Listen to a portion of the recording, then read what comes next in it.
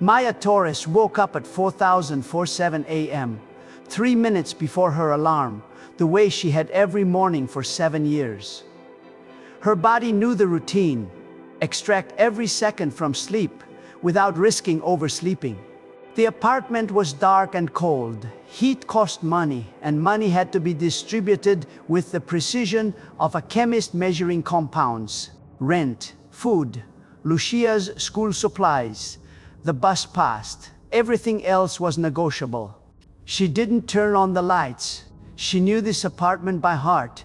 Every step, every corner, the exact distance from her mattress on the floor to the bathroom, from the bathroom to the kitchenette, from the kitchenette to the second-hand sofa where 7-year-old Lucia slept under 3 blankets. 7 years in the same 400 square foot unit in East Oakland. 7 years of making it work. The date on her phone said November 14th. She stared at it for 10 seconds before the significance settled into her chest. 7 years exactly since Marcos had left. Not left for work, not left for a trip. Left at 11:03 p.m. while she was sleeping, 8 months pregnant, and never came back. No note, no explanation.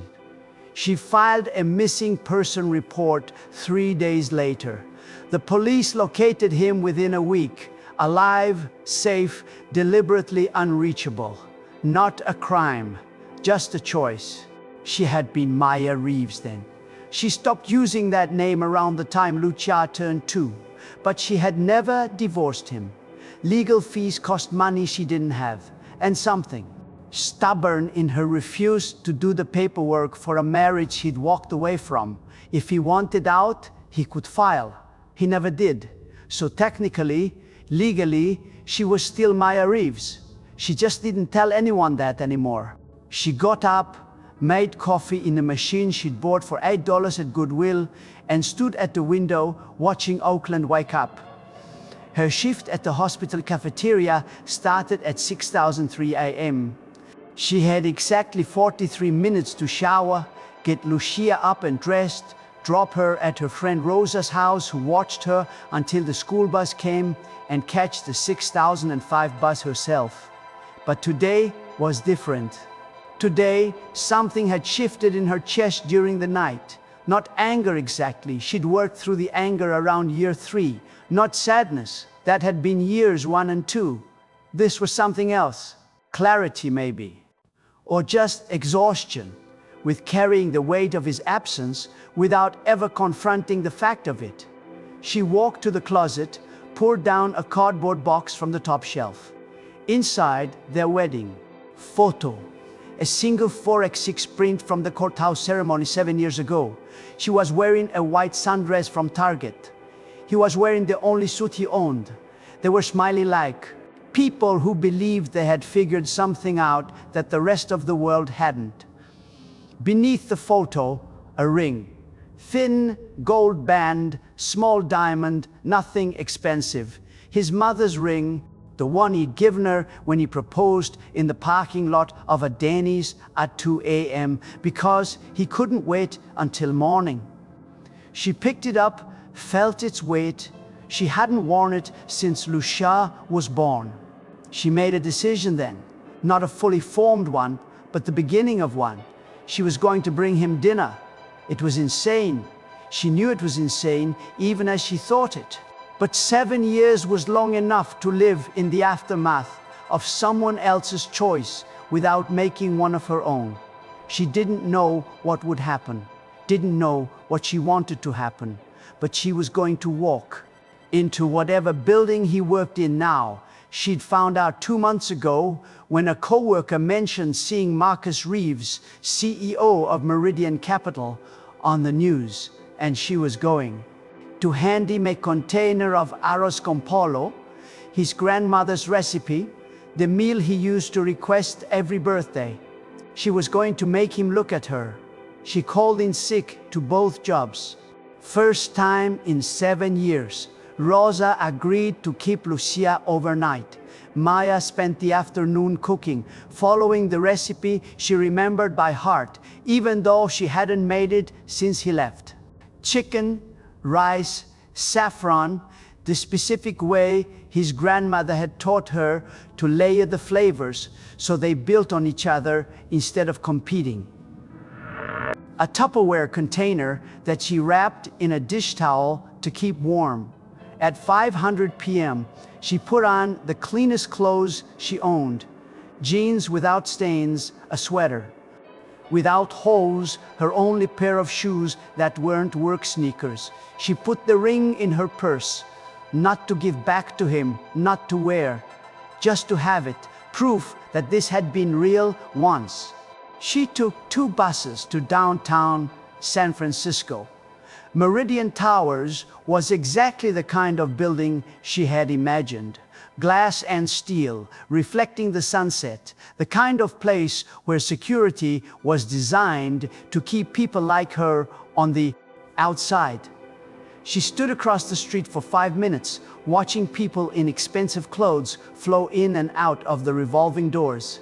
Then she crossed the street, pushed through the door, and walked into the lobby with a Tupperware container of chicken and rice, and 7 years of questions she had never been allowed to ask. The lobby of Meridian Towers was designed to communicate a specific message. You are either someone who belongs here or someone who is being temporarily tolerated. Marble floors polished to mirror shine, walls of frosted glass, a security desk that looked like a command center from a science fiction film, all screens and sleek surfaces and men in dark suits with earpieces. Maya walked across the lobby with the Tupperware container in both hands like she was carrying something fragile, which she was, though not the container. Behind the security desk sat a man whose name tag read Stephen Shin. He looked up as she approached, and his face went through a rapid sequence: polite attention, assessment, conclusion. She saw herself the way he was seeing her. Working-class Latina woman, off-the-rack clothes, scuffed shoes, carrying what appeared to be leftovers, not on the list of expected guests. Can I help you? Professional, not hostile, but not warm either. I'm here to see Marcus Reeves. Stephen glanced at his screen. Do you have an appointment? No, but I need to see him. It's important. I'm sorry, Mr. Reeves doesn't take walk-in meetings. If you'd like to schedule something, you can contact his office through our website. I'm his wife. Silence. Stephen looked at her again, more carefully this time. Maya saw the precise moment when he decided she was either delusional or lying. His expression didn't change, but something behind his eyes shifted into a different gear. I see. And your name? Maya Torres. Well, Maya Reeves, legally. We're still married. Stephen typed something, his eyes scanning whatever was on his screen. Ma'am, I don't have a Maya Torres or a Maya Reeves in the system as an authorized visitor for Mr. Reeves. Are you sure? I'm sure I'm married to him. I have my marriage certificate at home. I have? She reached into her purse, pulled out her driver's license. Look, Maya Torres. But I was Maya Reeves. I can prove it. Stephen looked at the ID with the careful attention of someone who had been trained to spot fake documents. The ID was real. That made this situation more complicated, not less. He had dealt with obsessed fans before. People who showed up claiming relationships with executives that existed only in their minds. But those people usually couldn't produce government-issued identification. Ma'am, I understand you believe you're married to Mr. Stand Reeves, but I can't let you up without authorization. If you're his wife, why isn't your name in our system? Because he left 7 years ago. Her voice was steady, but something in it made Stephen sit back slightly. He left when I was pregnant. I haven't seen him since, but I'm still legally his wife. We never divorced. Stephen pressed a button under his desk. Not an alarm exactly, but a signal. 2 more. Security guards emerged from a side office within 30 seconds. Backup. Maya felt her chest tighten. "Mom, I'm gonna have to ask you to leave. If you want to contact Mr. Reeves, you can go through the proper channels." "I brought him dinner." She held up the Tupperware container like evidence, his grandmother's recipe. "He loved this. Her voice cracked slightly. "I just need to see him. For 5 minutes." One of the backup guards, a younger man with kind eyes, looked uncomfortable. Stephen remained professional. "We can't make exceptions, ma'am. Please leave, or we'll have to escort you out." Maya stood there for a moment. This woman who had worked 2 jobs for 7 years, who had raised a daughter alone, who had survived on 4 hours of sleep and food bank groceries, and the specific exhaustion of trying to stretch $20 across a week. She had known this might happen, had known she might be turned away. But knowing it and experiencing it were different things. "Fine," she said quietly, "I'm going." She turned toward the door. The ring in her purse shifted, and she reached in to keep it from falling. Her hand caught on the zipper. The purse upended. The ring tumbled out onto the marble floor with a small, clear sound. It rolled, spun, settled. Stephen and the 2 backup guards stared at it. A simple gold band with a small diamond, nothing expensive, but unmistakably a wedding ring. The younger guard bent down, picked it up, held it out to Maya. "You dropped this, Mom." Maya took it, closed a fist around it. She walked out of the lobby without looking back. Behind her, Stephen Chen made a note in the security log. "Woman claiming to be wife of Marcus Reeves refused entry, no incident." Then he returned to his screens where 42 different cameras showed him 42 different angles of a building where nothing out of the ordinary had happened. On the bench outside, Maya sat with a Tupperware container in her lap and the ring in her hand, and 7 years of silence pressing against her ribs. She had come here to make him see her. Instead, she had been erased by a security system that didn't have her name in its database. She sat there for 5 minutes, watching people flow in and out of Meridian Towers. Then she stood up. She wasn't done yet. She walked back into the lobby. Marcus Reeves stood in front of a wall of glass on the 40th floor of Meridian Towers and looked at a city he had conquered without ever feeling like he'd won anything. The conference room behind him held 12 board members, all of whom were waiting for him to continue his quarterly financial presentation. Revenue projections, expansion strategy, market positioning. He had the numbers memorized. He always had the numbers memorized. He was 36 years old. He had built Meridian Capital from nothing, from a $15,000 loan, from a former professor and an idea about commercial real estate investment software that every established firm had said would never work. 6 years, from a borrowed desk in a shared office space to a company valued at $300 million, employing 217 people, with offices in 4 cities. The business press called him a prodigy, a disruptor. One of Forbes' 30 under 34 years ago. None of them knew that he measured his success not in revenue or valuation, but in the number he saw every month when he made an anonymous transfer, 2,800. 6 years of payments, 72 transactions, total 200, 600 sent to an account belonging to a woman who had no idea it was coming from him. He had hired a lawyer to set it up through a trust structure, completely anonymous. Untraceable, as long as no one looked too hard. The lawyer had asked once why he didn't just send it directly. Marcus hadn't answered. The truth was too complicated. He was trying to provide for a family he had abandoned while making sure they never had to know it was him. He wanted them taken care of. He wanted to stay gone, both things at once. He had left on November 14th, 7 years ago. He remembered the date, the way you remember the date of an accident. He had been drowning, student loans, credit card debt, medical bills from when Maya had gotten sick in the first trimester, the cost of everything that came with trying to build a life in the Bay Area on a junior analyst salary. He had been working 70-hour weeks and fallen further behind every month.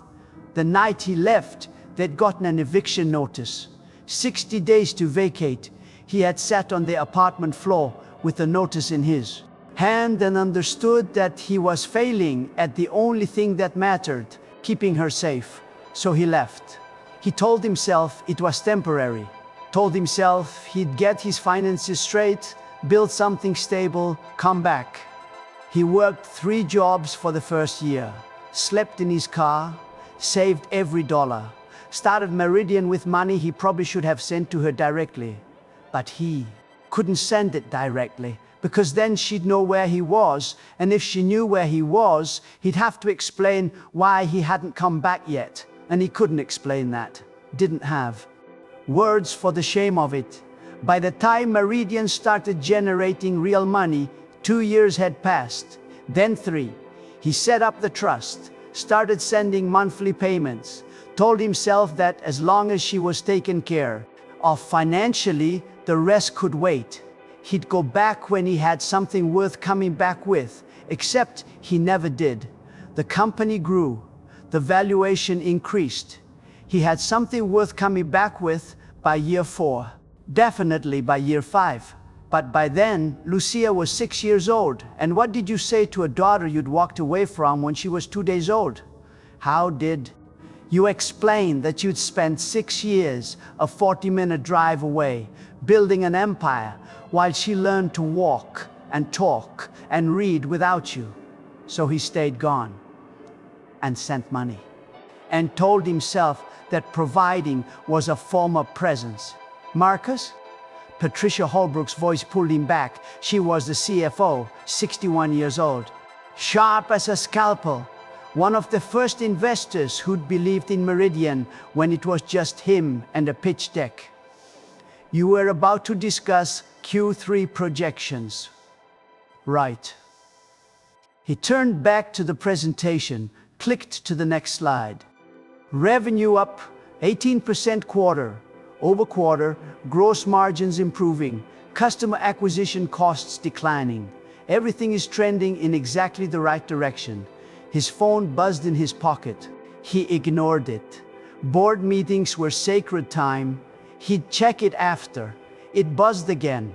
Then a third time in quick succession. That was unusual. His assistant knew better than to interrupt, unless it was urgent. Excuse me for one moment. He pulled out his phone. 3 messages from Jennifer, his executive assistant, security incident in lobby. Someone claiming to be your wife. I told them to handle it quietly. They're escorting her out. Her name is Maya Torres. Should I be concerned? The conference room continued to exist around him. Patricia was saying something about the acquisition pipeline. Someone else was asking about the Atlanta expansion. Marcus heard none of it. Maya Torres. Maya, his wife, in the lobby. Now. Marcus? Patricia again. Are you all right? He looked up. 12 faces watching him. The presentation half finished on the screen behind him. 7 years of carefully constructed distance collapsing in the space between one heartbeat and the next. I have to go, he said. What? I have to go, right now. He was already moving toward the door. Patricia, take over the presentation. I'll explain later. Marcus, we're in the middle of a board meeting. But he was gone. Out the door, down the hallway, jabbing the elevator button with more force than necessary. 12 board members behind him, staring at the space where their CEO had just been. The elevator took 40 seconds to arrive. It took another 93 seconds to descend 40 floors. Marcus knew this because he counted everyone, watching the floor numbers decrease while his pulse did the opposite. 40, 39, 38. What was she doing here? How did she know where he worked? What did she want? 32, 31, 30. Was Lucia with her? Was his daughter in the lobby right now? 24, 23, 22. The elevator reached the ground floor. The doors opened, and Marcus Reeves walked into the lobby of Meridian Towers to face the family he had spent 7 years running from. Maya was standing near the security desk, her backpack in the hands of one guard while another stood close enough to intervene if she tried anything. She wasn't trying anything. She was just standing there, her arms wrapped around the Tupperware container like it was the only thing keeping her upright. Stephen Chen was speaking to her in the calm, professional tone of someone managing a difficult situation. Marcus stopped 10 feet away. He had imagined this moment in fragments late at night when sleep wouldn't come. He had imagined what he would say, how he would explain. He had practiced apologies in his head. But all of those imagined moments had occurred in some neutral space, on his terms, when he was ready. Not in the lobby of his own building with security treating his wife like a trespasser. Maya looked up. Their eyes met. 7 years collapsed into 7 seconds. He saw her, the way she had been, younger, pregnant, happy. He saw her the way she was now, older, thinner, exhausted in the way that comes from years of carrying weight alone. He saw in her face the precise shape of what he had done. She saw him in an expensive suit, clean-shaven, successful in the way that's visible from across a lobby. She saw the man who had held her in a Denny's parking lot and promised her everything. She saw the man who had left her 8 months pregnant with a negative bank balance and no explanation. Neither of them moved. Stephen Chen noticed Marcus first. Mr. Reeves, I'm sorry about this disruption. We have the situation under control. She'll be removed from the premises. Let her go. Marcus's voice was barely above a whisper. Sir, let her go. Louder this time. She's telling the truth. Stephen blinked. The two backup guards looked at each other. The lobby, which had continued its normal flow of people and conversations, began to go quiet as more employees noticed their CEO standing near the security desk, staring at a woman in scuffed shoes holding a Tupperware container. I'm sorry, sir, I don't. She's my wife. Oh, what? The words came out like they'd been held underwater for 7 years and just broke the surface. Her name is Maya Torres. She was Maya Reeves. She is Maya Reeves. She's my wife, and you need to let her go, now. Stephen's face went through several expressions in rapid succession. The security guards released Maya's backpack, stepped back. The lobby was completely silent now. At least 40 people within earshot, all of them staring. Maya stood very still. She didn't run to him, didn't cry, didn't shout, just stood there with her Tupperware container and looked at the man who had been her husband and was also, somehow, a stranger. Hi, Marcus, she said quietly. Ma'am, I believe this is yours. He held out the ring. Maya took it, but she didn't put it back in her purse. She held it between her thumb and forefinger, letting it catch the light. Marcus recognized it instantly, his mother's ring. The one he'd given her when they got married at the courthouse with 2 strangers as witnesses because they couldn't afford a real wedding. He had forgotten she still had it, had assumed somehow that she'd sold it or thrown it away or buried it in a drawer and forgotten about it. but here it was, small and gold and real. "I brought you dinner," Maya said. Her voice was steady but quiet, the voice of someone who has used up all their volume just getting to this point. "Your grandmother's recipe. Arroz con pollo." I remembered. Marcus felt something crack in his chest. "You remembered." "I remembered a lot of things, Marcus. Turns out leaving doesn't erase 7 years of marriage. It just makes it more complicated." Behind them, the elevator doors opened. Patricia Holbrook stepped out, followed by 3 other board members. They had come down to see why their CEO had walked out of a quarterly meeting mid-presentation. They stopped when they saw the scene in the lobby. Marcus Reeves, facing a woman holding Tupperware and a wedding ring. Security guards standing awkwardly nearby. The entire lobby frozen in the specific silence of people witnessing something they weren't supposed to see. Patricia took in the scene with a quick assessment of someone who'd built a career on reading situations accurately. She saw the ring. She saw Marcus's face. She saw Maya's clothes, her posture, the Tupperware container. And she understood with the clarity that only comes from decades of watching people exactly what was happening. She walked forward slowly, carefully, until she was standing beside Marcus. "Mr. Reeves," she said quietly, "should we give you some privacy?" Marcus didn't look at her. His eyes were still on Maya. "I don't know." Patricia turned to Maya. "Mom, my name is Patricia Holbrook. I'm the CFO of Meridian Capital. I apologize for how you were treated by our security team. They were following protocol, but clearly there's been a significant misunderstanding." Maya finally looked away from Marcus. "There's been a lot of misunderstandings." Patricia nodded. Then she asked a question that seemed to come from nowhere. "Mom, have you been receiving monthly payments from an anonymous trust?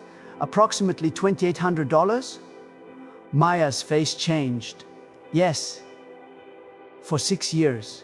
I never knew where it came from. I thought it was a mistake, but it kept coming, so I..." She stopped, looked at Marcus. "It was you." Patricia answered for him. It was him. From his personal account. Every month for 6 years. The lobby was silent. Maya stared at Marcus. "You've been sending me money? For 6 years? Anonymously?" "I wanted to make sure you were okay," Marcus said. His voice cracked. "Both of you. You wanted to provide for us without actually being present." Her voice wasn't loud, but it cut through the space between them like something sharp. "You wanted to pay money into an account and tell yourself that meant you hadn't abandoned your family." "Maya? No." She stepped forward. "You left, Marcus. You left when I was 8 months pregnant. You left when I needed you most. And then you spent 6 years sending anonymous checks like that, made up for not being there when Lucia learned to walk, when she started school, when she asked me where her daddy was, and I had to tell her I didn't know." Marcus felt every word like a physical thing. I know. "Do you?" Maya's eyes were bright now, not with tears, but with something fiercer. "Do you know what it's like to raise a child alone? Do you know what it's like to work 2 jobs and still barely make rent? Do you know what it's like to field questions from a 7-year-old about why her father doesn't want her? I want her. I wanted both of you.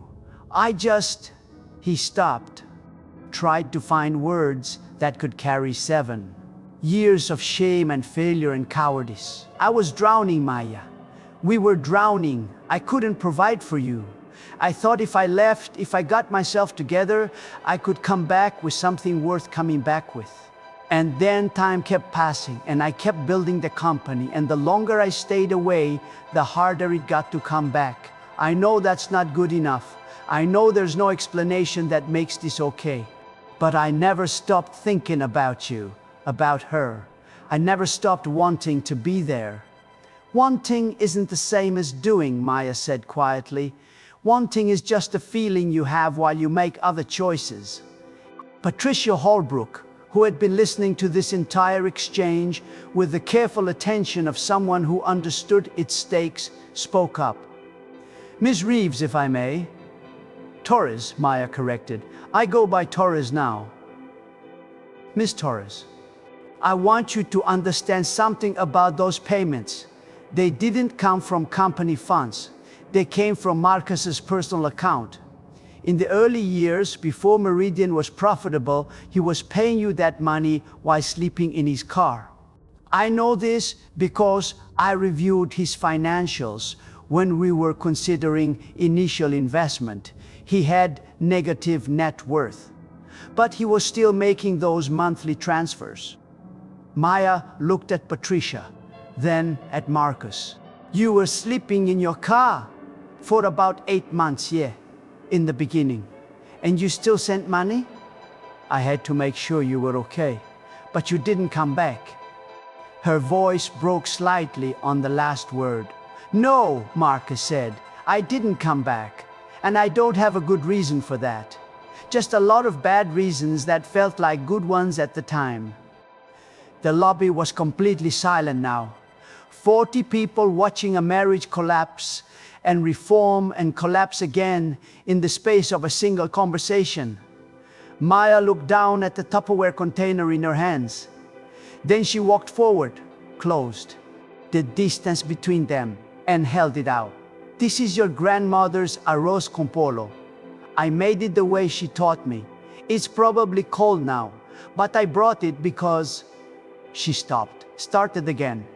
"I brought it because 7 years ago today you left, and I needed to mark that somehow. I needed to do something other than pretend it didn't happen." She looked at him directly, and her voice was steady when she continued. "Do you know what Lucia asked me last week? She asked me if her father was dead, because in her mind that was the only explanation that made sense. Dead or in prison or something so terrible I couldn't tell her the truth. I told her no. I told her you were alive, and she asked me, then why doesn't he want to see me? And I didn't have an answer, Marcus, because I don't understand it either." Marcus felt the words hit him like physical blows. "I do want to see her. I've always wanted." "Wanting without action is just another word for cowardice," Maya said. "You wanted to see her while you built your company. You wanted to provide for her while you slept in your car. You wanted to be a father while you stayed completely absent. Those things can't coexist, Marcus. You don't get to have it both ways." She held the container out again more insistently. "Take it. Take the dinner I made you.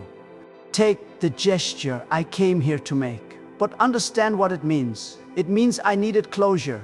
It means I needed to stand in front of you and see that you're real, that you made a choice every single day for 7 years to stay away.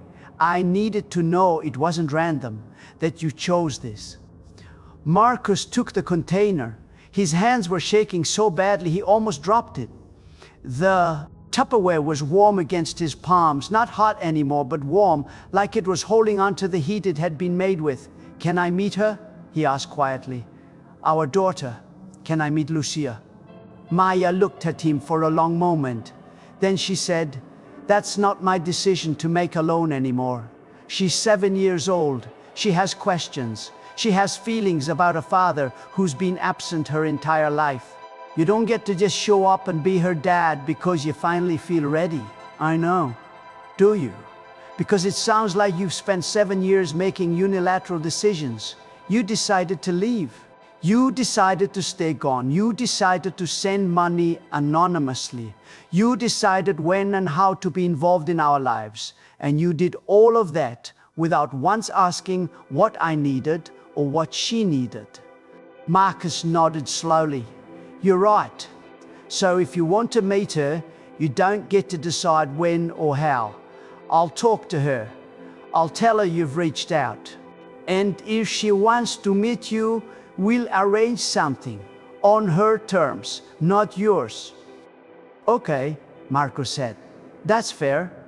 Maya reached into her purse, pulled out the ring again. She held it up between them. I kept this for 7 years. I didn't wear it, but I kept it. You know why? Marcus shook his head. Because I needed to remember that you were real. That what we had was real. That I didn't. Imagine the whole thing. She placed the ring on top of the Tupperware container in his hands. But I don't need it anymore. I know it was real. And I know you left. Both things are true. She picked up her backpack from where security had set it down, slung it over her shoulder. You can call me. I have the same number. If you actually want to be part of Lucia's life, we can. Figure out what that looks like. But it's her choice, not mine. And definitely not yours. She walked toward the exit. Marcus stood in the lobby of Meridian Towers holding a Tupperware container of cold chicken and rice and a ring that weighed almost nothing but felt like it was pulling him through the floor. Patricia Holbrook stood beside him. Well, she said quietly, that was quite a quarterly meeting. Marcus almost laughed. Almost, yeah. For what it's worth, Patricia said, a CEO who sent money to his family while sleeping in his car is someone with character. That's not common. It doesn't excuse what you did, but it's worth something. Marcus nodded. He couldn't speak. Patricia walked back toward the elevator. The other board members followed. The lobby slowly returned to its normal volume. People resuming conversations, pretending they hadn't just witnessed the complete dismantling of their CEO's carefully constructed professional facade. Stephen Chen approached Marcus quietly. Sir, I apologize if I had known. You were doing your job, Marcus said. His voice was hoarse. You were following protocol. This isn't on you. Stephen nodded and retreated to his desk. But Marcus could see him making notes, probably updating the security system right now to make sure Maya Torres was listed as authorized for. Every floor, every elevator, every inch of this building she had been thrown out of. Marcus stood there alone, holding his grandmother's recipe and his mother's ring. Through the glass walls, he could see Maya outside on the sidewalk, pulling out her phone. Probably calling Rosa to check on Lucia, probably making sure their daughter was okay after her mother had taken a day off from survival to confront the man who had made survival necessary. He thought about his daughter, 7 years old.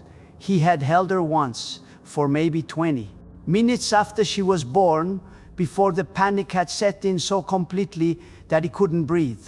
She had been tiny, impossibly small, and he had been 29 years old with $43,000 in debt and no idea how to keep her safe. So he had left. Told himself it was temporary. Told himself he'd come back when he had something to offer. But what he understood now, standing in this lobby with cold chicken and rice, was that Lucia hadn't needed his money. She had needed his presence. She had needed a father who showed up for dinner, who helped with homework, who answered the question, "Where's my daddy?" with something other than absence. The money had been his way of managing guilt without actually addressing it. Every monthly transfer had let him sleep at night. Every anonymous payment had been a small permission he'd granted himself to keep building the company instead of coming home. He had told himself he was providing. But providing wasn't the same as being present. And money, it turned out, couldn't buy back the years he'd missed. He opened the Tupperware container. The arroz con pollo was cold, but it smelled exactly the way he remembered. His grandmother had taught Maya the recipe in their tiny kitchen 3 weeks after they got married. They'd made it together for every birthday, every anniversary, every night when the world felt too heavy, and they needed something that tasted like family. He ate a forkful, then another. And then Marcus Reeves, CEO of Meridian Capital, billionaire, Forbes 30 under 30, stood in the lobby of his own building and cried for the first time in 7 years. Because his ex-wife maybe probably, had remembered his favorite meal. And he had forgotten what mattered.